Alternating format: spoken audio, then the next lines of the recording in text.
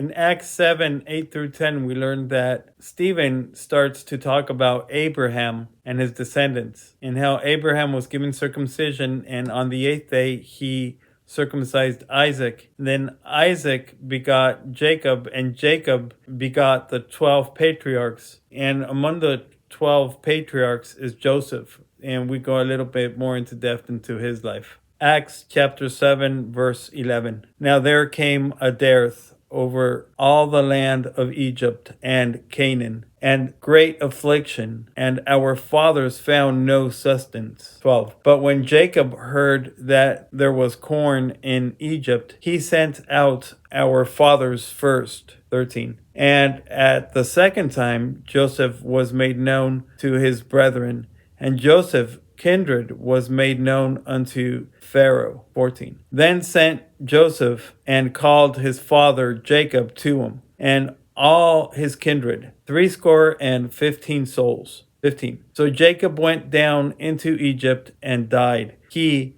and our fathers. 16. And were carried over into Sychem and laid in the sepulchre of Abraham, bought for a sum of money of the sons of Emor, the father of Sychem. 17. But when the time of the promise drew nigh, which God had sworn to Abraham, the people grew and multiplied in Egypt. So Joseph is sold. Famine comes to his father's land. He sends his firstborn to get corn, and Joseph sees his brother. And he doesn't go into much depth of the story of Joseph, but his father ends up living in Egypt with all his family, and then he dies there, but is taken back home where Abraham is buried. As God's promise grew near, the people multiplied in Egypt. They grew. Life hasn't worked out exactly the way I planned it. As a matter of fact, it looks nothing like I ever planned it or wanted it to be. But my whole life has led me to the cross of Jesus Christ. All the mistakes I made, all the sins I've committed, all the pain I've caused and lived was for me to be here today. And life, you may want to control and think you have the right way, but you don't. Unless you let God guide you from the beginning, it's always going to end up in a place where you've never expected.